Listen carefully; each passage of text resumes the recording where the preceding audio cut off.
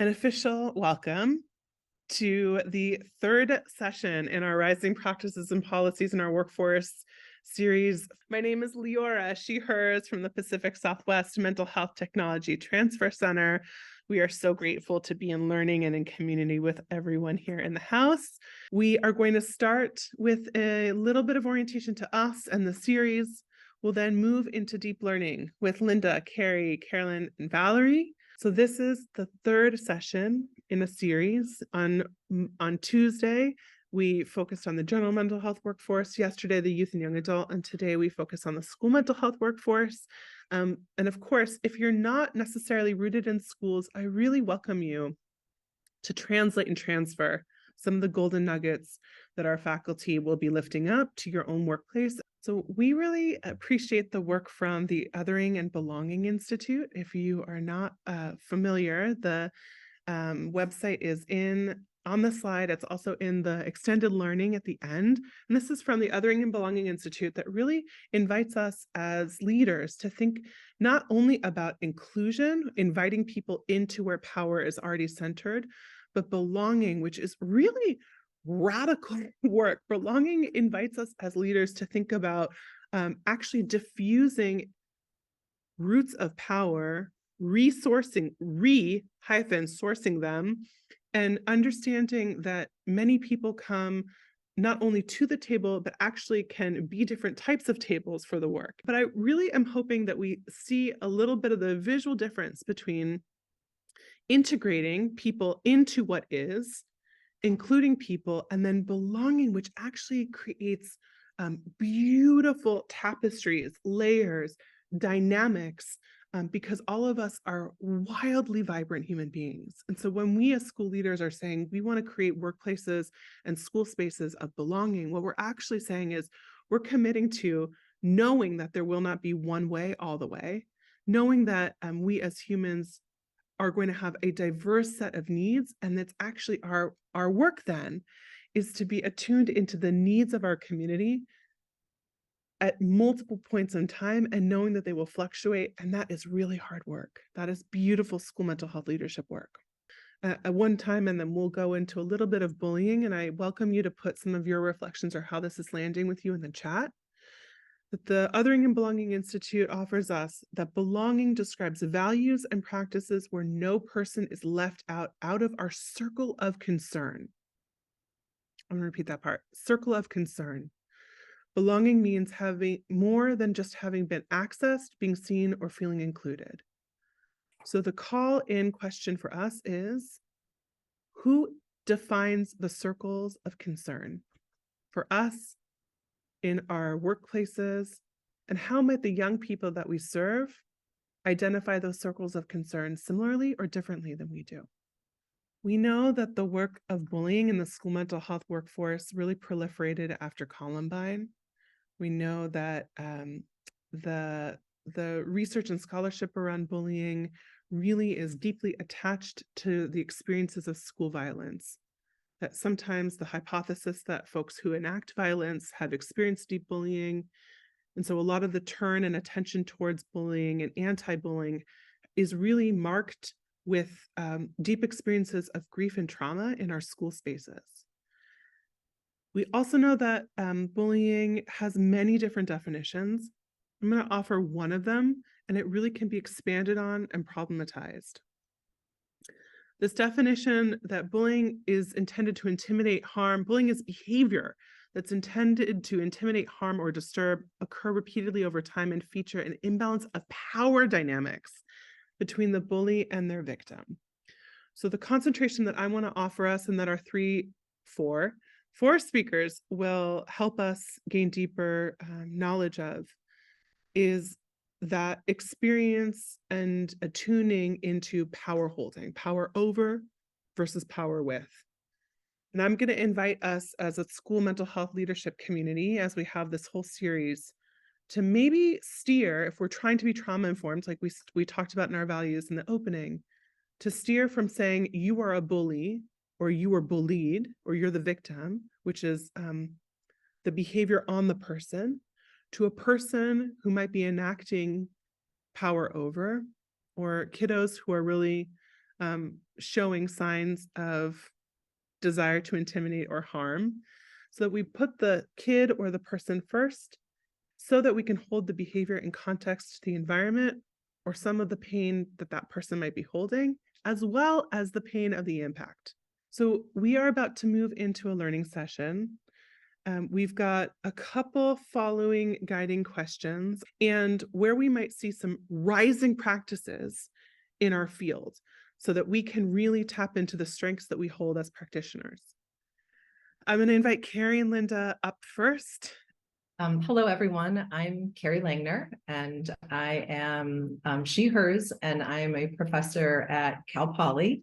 And I'll hand it off to my colleague, Dr. Linda Lee. We're going to present together here in a moment. And hi, I'm Linda Lee. I am a developmental psychologist, and I'm a professor at Cal Poly. And we're ready to start our presentation. I'm going to start the presentation by reiterating what Leora said earlier, but also briefly defining peer harassment and bullying.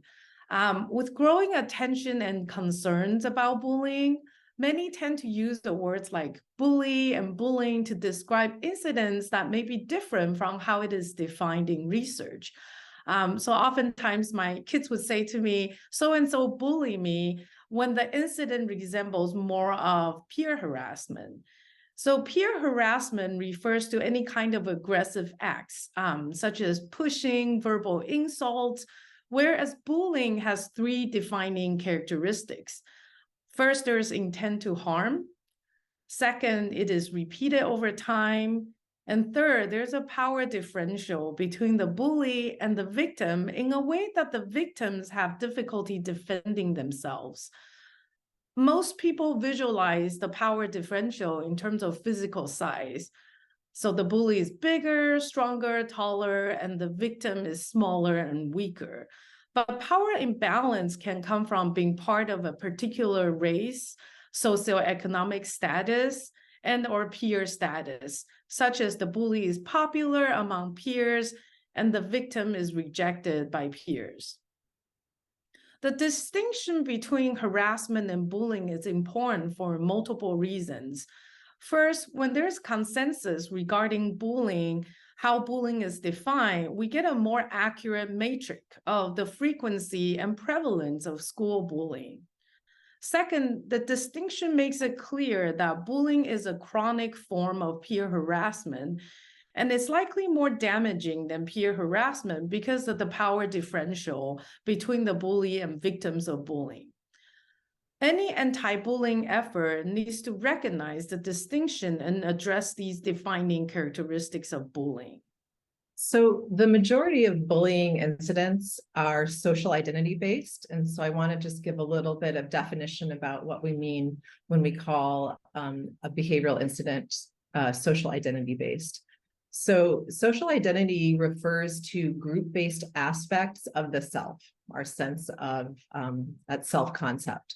So for example, how I think about myself in terms of my gender, my race, my ethnicity, my religion, my sexual orientation, etc. Identity-based harassment is when someone is attacked on the basis of one or more of these social identities.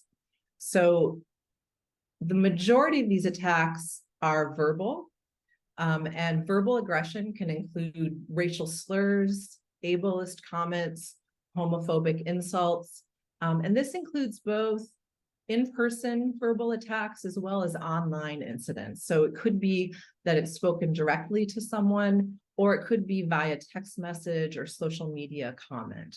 So we're kind of including all of that when we think about the different types of behavior that we're looking at under the umbrella of bullying. So in addition to its frequency, it's really important to note that identity-based bullying is particularly harmful. So all kinds of bullying are harmful, but a majority of bullying incidents are identity-based, and there's something very special about targeting our identities. This is even more the case as children grow and enter into middle or high school. In adolescence, youth spend a lot of time thinking about their social identities. And when these identities are targeted and adolescents are being bullied on the basis of that identity, they're at higher risk of both depressive symptoms and suicidality. So much of early research on bullying has focused on identifying individual factors, such as being shy or overweight, that heightens the risk of being a bully or a victim of bullying.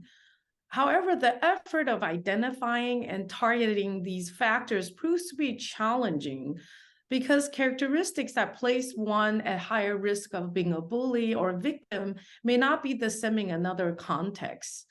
There is now robust evidence supporting the efficacy of a school-wide approach in addressing bullying instead of programs focusing only on students who have been identified as bullies or victims.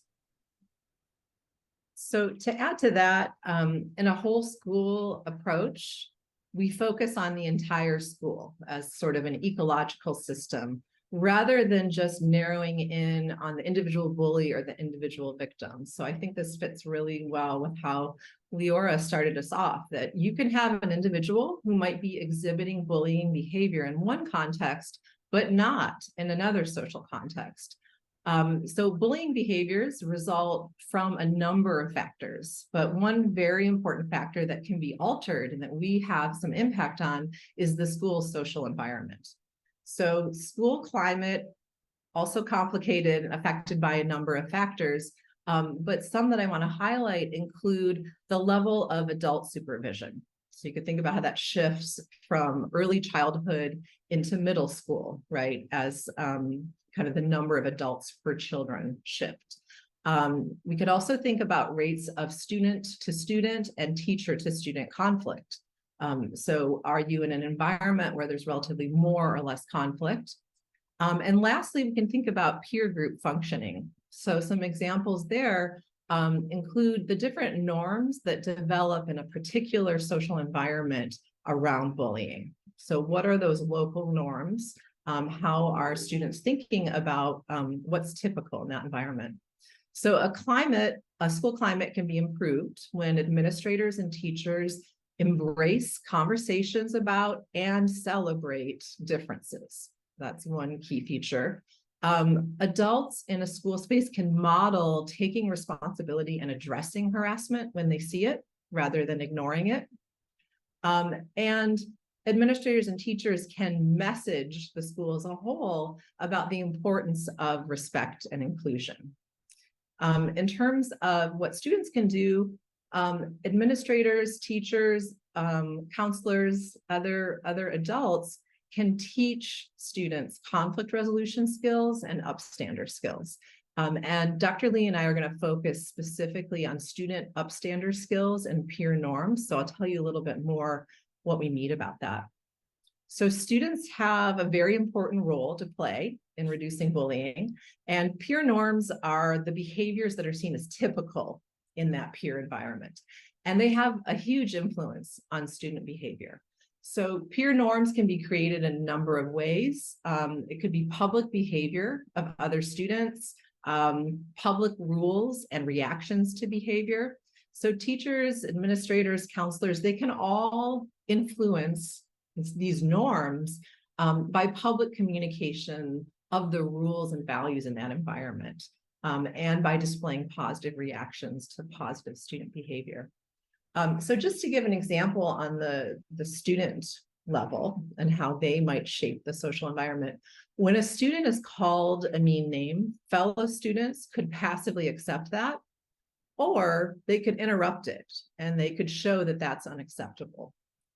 Behaviors like going and standing next to someone who's being harassed or directly objecting to the harassment send a really important message to all the bystanders and can shift peer norms over time.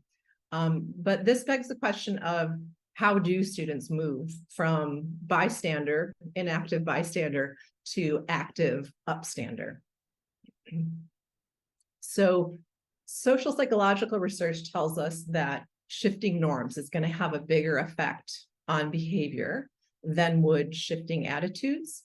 So, for example, if I believe that my classmates usually stand up for each other, that's going to have a stronger effect on my behavior than my personal feeling that bullying is a bad thing.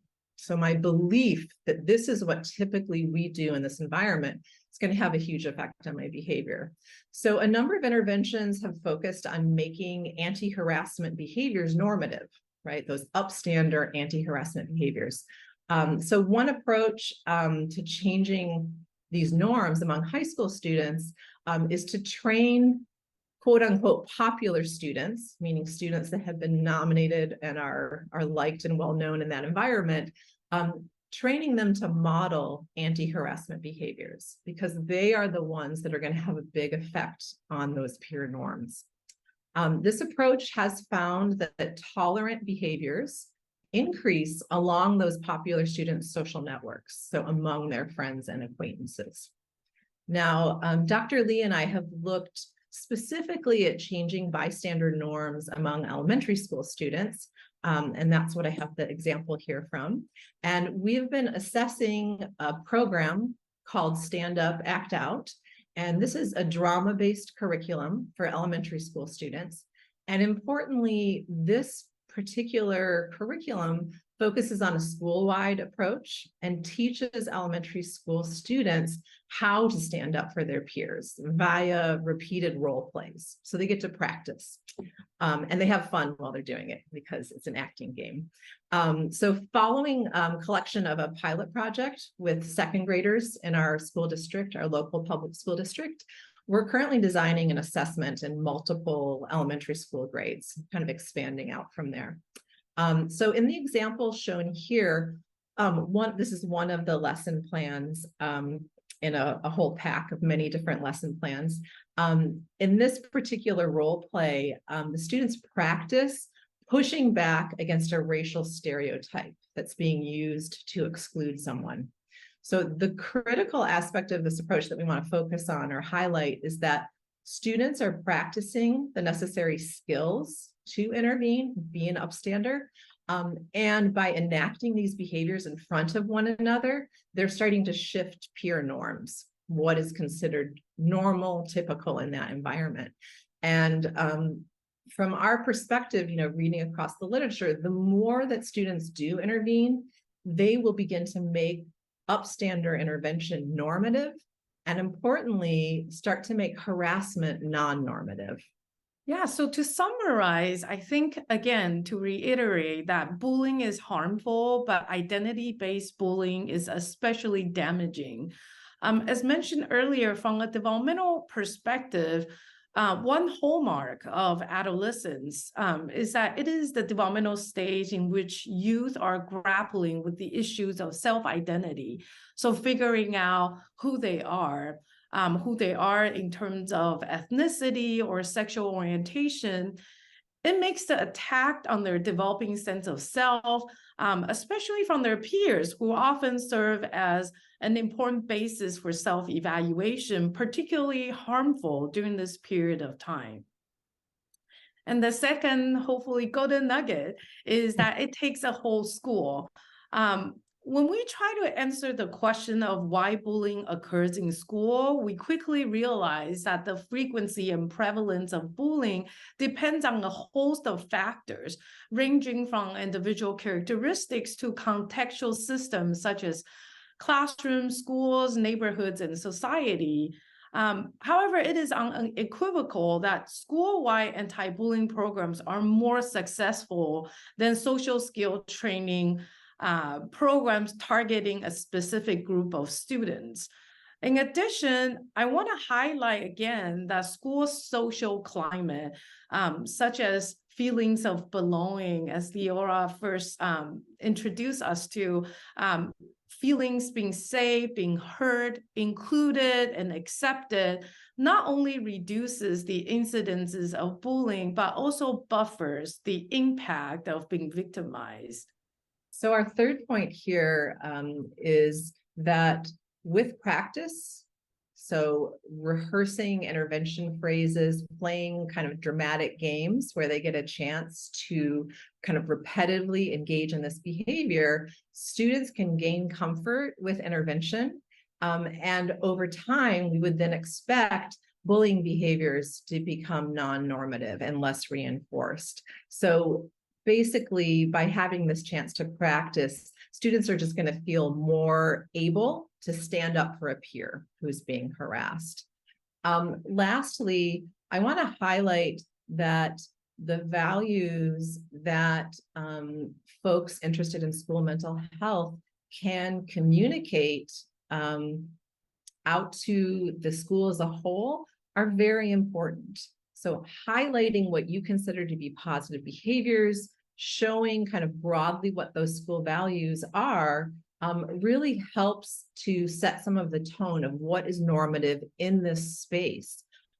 Certainly peers have a huge influence. And so the extent to which adults can support those students in reinforcing those norms is a really important power that the adults have as well. So shifting those norms, you want to use social pressure for the good, social pressure in favor of inclusion and belonging, and social pressure that discourages bullying. Thank you so much, Carrie and Linda.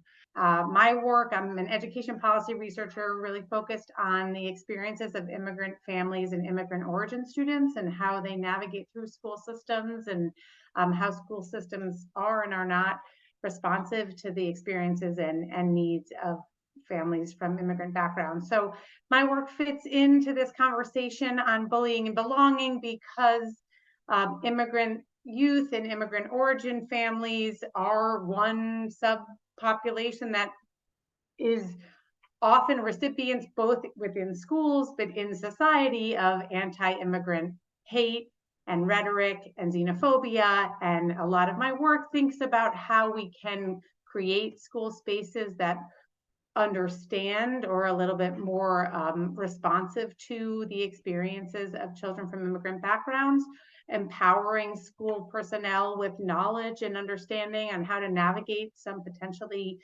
complex conversations, and create school climates that endorse and support and value students' diverse backgrounds, thinking about migration as a fundamental experience for a growing share of our student population. So just want to contextualize, and when I was invited to be part of this speaker series, I really valued Leora wanting to highlight the experiences of immigrants and immigrant origin students in schools as targets of harassment and bullying, and thinking about our national context. And the most recent FBI statistics show that race, ethnicity, and ancestry, which does not always overlap with immigrant origins, but many of our, many people of color have immigrant origins, that these statistics indicate a lot of the hate crimes are based in race, ethnicity, ancestry. We also know at the start of the COVID-19 pandemic, there was a lot of coverage of the increase in anti-Asian hate. And also in recent years, anti-Latino hate crimes increasing dramatically. There's some really important work coming out of UCLA and the UCLA Institute for Democracy, Education, and Access that John Rogers and his colleagues at UCLA, and then also the Civic Engagement Research Group at UC Riverside, have done a series of surveys. They did one in 2017 with school personnel that showed a really disturbing trend in the increase in anti-immigrant rhetoric within schools. A lot of the language that they would repeat from politicians or in the news media. And then the consequences, what school personnel were seeing in terms of student behaviors and fear and experiences in a school context and in a national context, where more and more of that anti-immigrant language became normative. So the most recent survey is really focused on just conflict around, we know the whole critical race theory conversation happening in K-12 schools, and the political conflicts and the normalization in many places of racial hostility, racist language. So these are the environments in which students are going to school and they're living outside of school, and wanted to foreground that. So some of my work, building on other scholars, has really sought to highlight some of the key dimensions of the experiences of children growing up in immigrant families. That some of the work that I've been doing is thinking about teacher preparation and school leader preparation and school personnel preparation, and the extent to which they are exposed to migration experiences and how those might impact young people. So this building on the work of scholar Lynn Goodwin, who tried to identify dimensions of newcomer immigrants experiences that educators should know about. With some of my doctoral students, we expanded it because 90% of our students in schools are actually US born children of immigrants. Only 10% of immigrant origin, which I use that phrase, I should have said it up front, the immigrant origin I'm using to refer to any young person who is living in a family in which at least one of the parents or one of the adult guardians is an immigrant. So 90%, 88% of students in the US schools who are immigrant origin are themselves US born. And so we thought that really to understand, there's so many experiences that are unique to being a newcomer or a first generation immigrant yourself, but also many shared experiences of growing up in an immigrant-led household. So we highlight here some of those experiences that we think school personnel should be aware of when they are, and you'll see in the next slide, last slide, attending to some of the hostility and harassment. Oh no, I'm not ready to advance. Sorry, I was just foreshadowing. Some of they should be aware of in order to understand where young people are coming from and how to combat some of the ignorance, misinformation, and other sources of harassment that some immigrant origin students might be recipients of. So educators should know something about the previous schooling experiences of immigrant students and that they may have had interrupted schooling. So there might be a situation where a student who might be older for a grade because they missed multiple years of schooling due to trauma in their home country, due to violence in their home country, due to many other factors. And that might also then produce some harassment or negative responses from peers. That there's a whole sense of dislocation that can accompany migration that young people might experience, and that it might be manifested in certain behaviors of the student that then could elicit less positive or less supportive responses from peers. There's also so many things that maybe native born folks take for granted about the culture of a place that newcomers are confronted with. And so that's something that educators should be aware of.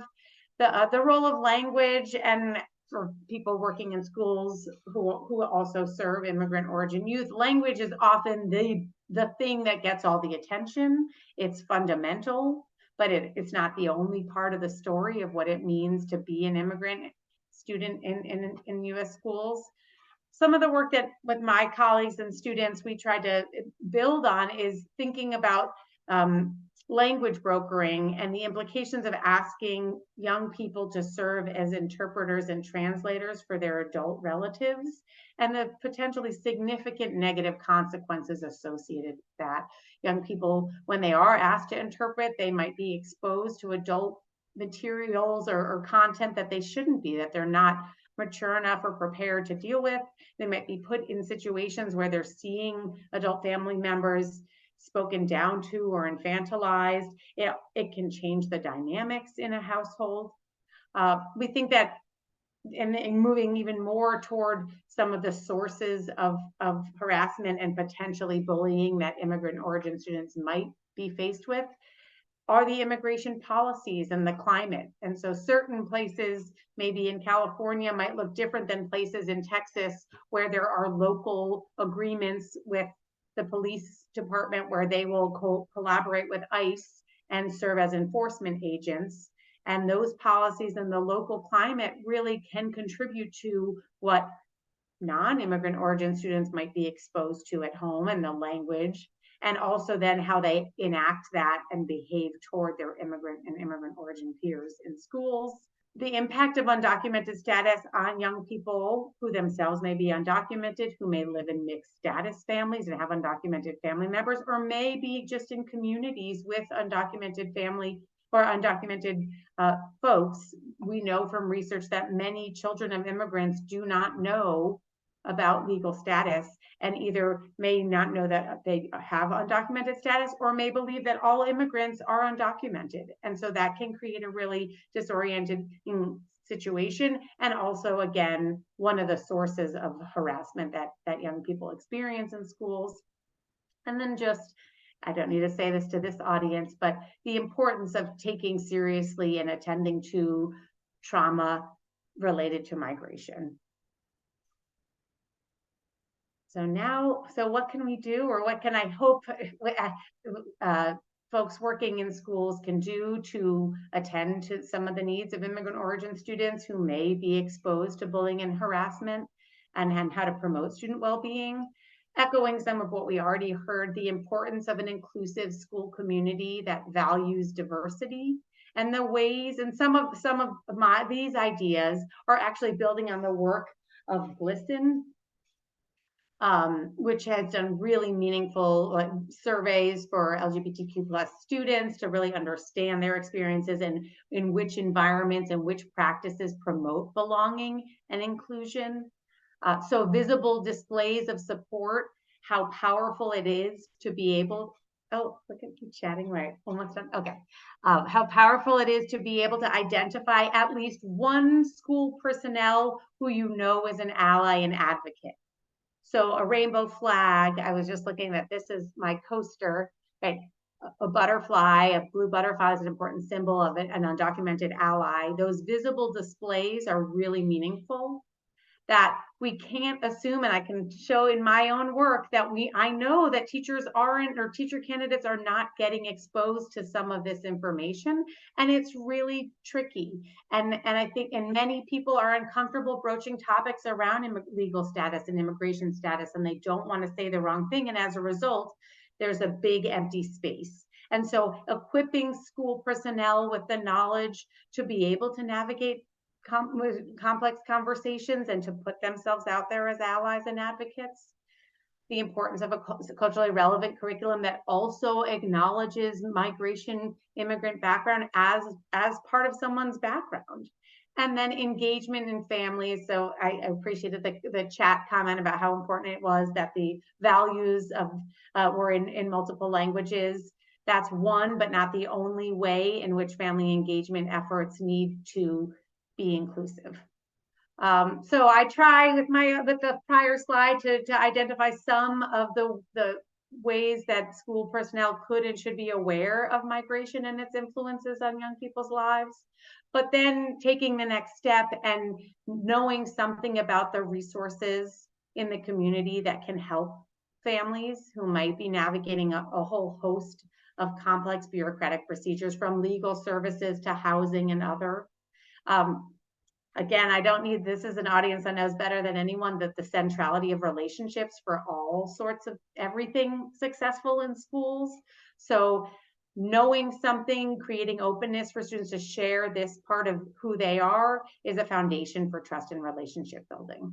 And then not only being a positive ally, but actually actively rejecting and fighting against anti-immigrant hostility in schools and responding to trauma. So again, scary and sometimes difficult if you don't feel equipped or knowledgeable, and that's why we need to provide that training and support for school personnel to be able to serve in this role, confronting and responding to discriminatory language, bullying, including online bullying, and then knowing the specific approaches to trauma-informed supports related to the trauma that may be associated with migration and the intergenerational trauma. My name is Valerie. I love schools. I have for a very long time. I was a teacher for a very long time, and I found myself serving both inside and outside of the class. And so I had to make a hard choice, but I've been supporting schools outside of the class for some time now. I have the privilege to serve through community mental health, going into schools and providing services specific to mental health, but also then as a school social worker. And as Leora mentioned, I have the privilege of informing school systems now regarding mental health. I also am the founder of Magical Minds, which is a private practice and also a DEI consulting place. And we do a few other fun things there too. All that to say that it's a privilege to share space with you all today. How do we create a sense of belonging through connection and the celebration of identity, right? Not the tolerance, not the inclusion, no, the celebration of who you are. This is, like one of my colleagues mentioned earlier, this is the whole school, right? And today I'll be talking about it as a village approach. Village is holistic. Village is care. Village is community. And good schools run on systems. And so how do we build in the systems that shift the climate and increase belonging as a bully prevention strategy in schools? Next slide, please. Now, if you've had the privilege of working in schools, you know this quote to be all too true. As mental health professionals, often we are the people that are called when a child has eloped from the classroom, when they are in crisis, when the things are going on, right? And often when you finally get that child to just take a breath, right? Find some space. This quote resonates for me. If they are not embraced by the warmth of that village, then I'll throw every chair, flip every desk, cuss, yell, do whatever you want me to. But what I'm truly craving is the warmth of my village, which is their birthright, right? They don't have to do anything to be worthy of it. It is theirs. Earlier, how we talked about separating the child from the behavior and being very careful, right? Even when I talk with kids, or families of children who have autism, the child is not autistic. The child is wonderful. They also have autism, right? Because it is a part of a person. We are not our behaviors. We are good, right? Like that is, as human beings, we are good and deserving. But sometimes we have these things that are challenging for us. And in schools, it is our space to think through, how do we create a space for this child to thrive, right? So all kids come here, they're kind of like a cute little seed, and we put them in the ground and we don't know what's going to pop up, but everybody needs water and nurturing. So we're going to talk about a multi-tiered system approach. Most schools work in universal, right? Things that are available to everyone. We have targeted services that are available to people with specific needs. And then we have our most intensive services, one-on-one. But we're going to switch that a little bit and switch it into practice. So what that looks like for us. So we are going to talk about let's call this our macro work, right? We're mental health professionals. There's quite a few of us in here. So this is for my administrators or out of class staff room. Depending on how large your school system is, sometimes our mental health professionals work very hand in hand with administration, sometimes not as much. But from the school administrator or the mental health professional or the coordinators who are outside of the class, there's an old saying that says the fish rots from the head down, and it's true. You show me an anxious parent, I'll show you an anxious child. You show me a depressed parent, I'll show you a depressed child. When I used to be a kindergarten teacher, I would see parents walk in, the ones that I hadn't met yet, and I could almost guess who their parents were by how they showed up in this space, right? As administrators, we have to create the climate that allows people to be open and to be able to be their authentic selves as they do this work. So we need to have clear and a collaborative vision, right? So when we're serving schools, the school is not ours. The school belongs to the community. And we have to be clear on what are the community needs and define a clear vision. I once had someone do this thing where the school administrators got together. So there was the vision for the school, and then every teacher, staff, everyone, they were like, imagine these huge Post-it papers, like a gallery walk, and every sentence of the vision was written out. And everyone went to each one to say, where do you find yourself in this vision, right? How are you serving this vision? I'm talking about from our yard supervisors to the principal. How are we all working together so that it's clear? Authentic and transparent leadership. We have to, as administrators, be mindful of, are we ever power over? Because we don't want to overexpose our staff, right? You don't need to know about budget crisis is coming out, but those kind of things that are just going to stress you out. However, there's quite a bit of information that's withheld that can be shared that says we are here working through this, similar to with our children. They don't know every single time our checking account is almost at zero, but they do understand that we have a family budget and we are working towards a trip or things of that nature. Team building activities with administrators so that you all can work together effectively. That message needs to be clear as it comes to serve your community. And then normalizing mistakes as learning opportunities. We say it in the class all the time. I had the luxury of spending some time with, it was probably about 75 youths from middle to high school from 25 different schools. And one of the things they said that I loved, because they were talking about how do they address hate on their campuses. And they said, we don't cancel, we counsel. Our mezzo this is working with our teachers, right? Building the community with them, the people who are in the classrooms with our kids all day long. This is also building, if you work in a larger system, if you have a group of social workers that you're the administrator over, this is what you'd be working with them as they go into schools. Annual focus word or intention. Knowing what we are focusing on is really important. One of the groups that I served this year, we looked at the Surgeon General, we looked at the CDC, all of the issues surrounding suicide, and all of them said connection, connection, connection. Guess what our focus is? Connection. So be clear using the data, but then deciding what's important to your group about everything. Something about everything we do is connection, because it builds a cohesive community around a centralized focus, which should be in line with our vision as well. Community circles. Now, you need an administrator to have this be something that is prioritized. Creating community in classrooms.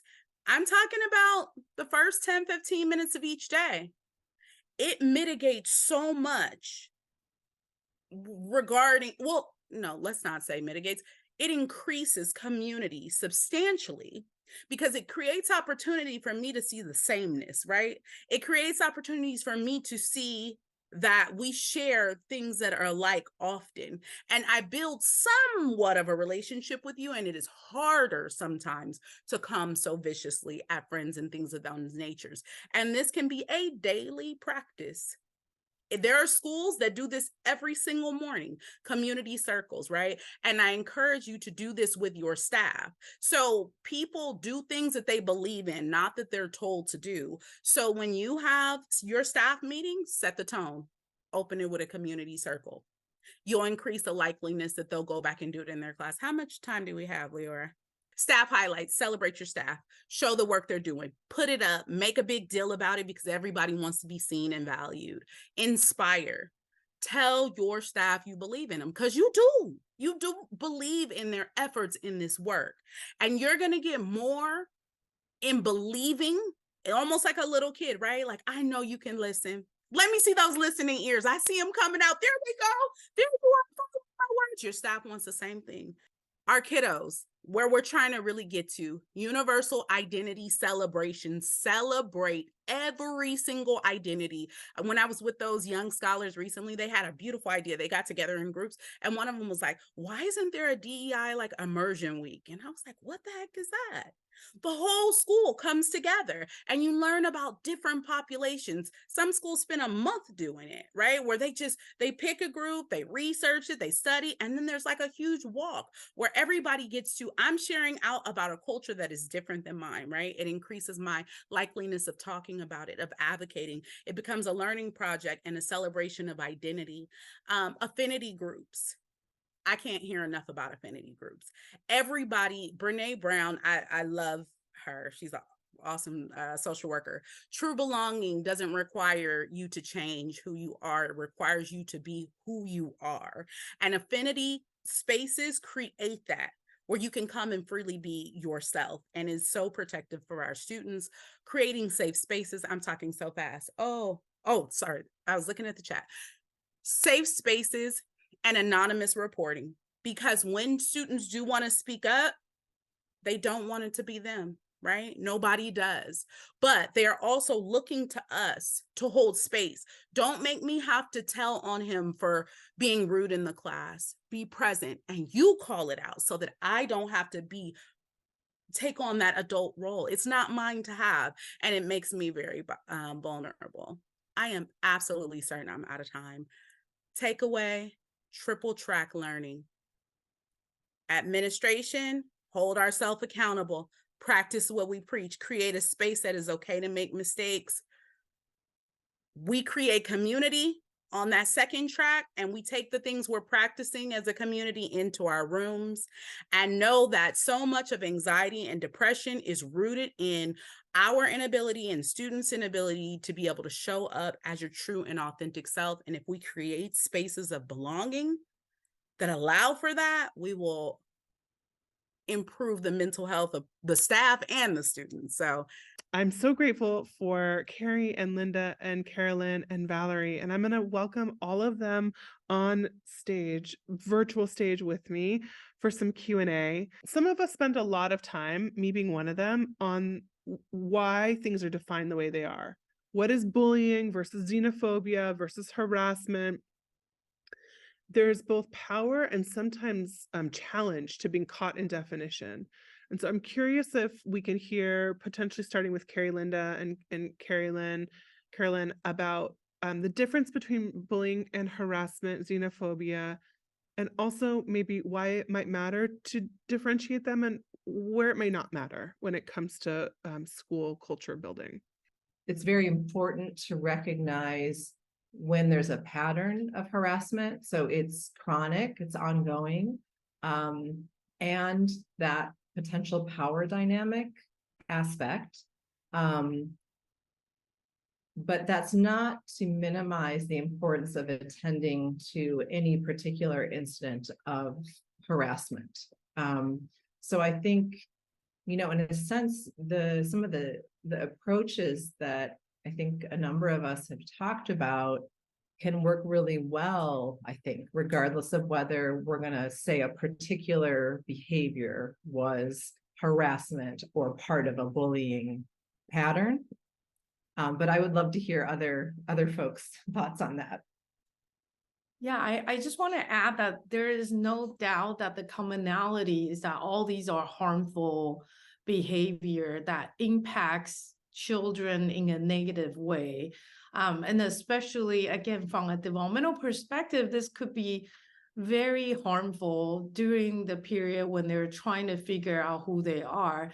And ethnic identity is one that, again, youth are grappling with, as well as sexual orientation. And so I think it's useful in the sense that if we're, from a public health perspective, we're trying to look at the matrix and look at the incidences and the prevalence. But I think also acknowledging the commonality, that they're equally harmful.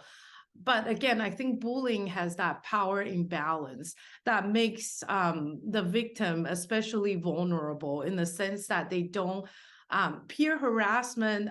Many times they're equal ground, so there's more teasing, but they're equally powerful. So I think that distinction can help in terms of empowering victims, as well as making sure that the inclusive environment is tackling everyone as well as. One other thought about the power dynamic aspect of bullying is I think that can be a really important sort of flag in your environment to really investigate what is happening in the school environment that is making that hierarchy salient. And it may be, a lot of the things that we've addressed in our work when we do this drama-based curriculum is looking at also, as we go, educating students about different identities. So really connecting back to what Valerie was talking about, we're doing that at the same time. We're celebrating identities and educating kids about people who have different ways and backgrounds. I think if you're seeing that kind of bullying pattern and it's along a certain dimension, that could be really informative and helpful in terms of what you want to address in your school. And a lot of times it's going to be because we live in this broader world, right? Like Carolyn mentioned, there's an effect. I was thinking in my children's school, right? When certain immigration laws are passed, there's a direct effect, right, on kids in that school. And that's going to potentially affect the environment as well. So maybe one way is just to think about this as just information, on maybe what's really calling for some work. It's all about creating the environment in which none of this is tolerated, and call it what you will. When I'm thinking about, if my little nugget is, how do we help or support educators for knowing something about migration? I always say in the classroom, there's a kid, or there might be two kids who have a parent who was detained because of their immigration status, and one parent getting a divorce, and undiagnosed dyslexia, so many things going on. You can't be an expert in everything, but how do you turn the light bulb on? How do you have the light on that there's might be stuff going on? Similarly, how do you create an environment in which none of it's tolerated? So now there's a new anti-immigrant policy, or now there's a new something else happens in the world, and it's just we have a culture to protect against it, or educators have a sense of, okay, whatever it is that my student's going through, I might not know, but I know where to go to. And it's, if you shift it to like an empowerment of, all right, whatever the world's going to throw at us, we have a culture that knows what's not tolerated. I say that you create some norms of courageous conversations. I don't have them written down next to me, but there's about 4 or 5 of them. But one of them that I absolutely love is be okay with not having closure or solution, and lean into the discomfort, right? If you're uncomfortable, you're doing it right. So I think kind of setting some community norms about how we approach things. And then I think as far as interrupting toxic systems, everything is on relationship, right? Like we've put together a ton of really, really powerful resources. And we're going to give another round of deep, warm applause to Valerie and Carolyn and Linda and Carrie.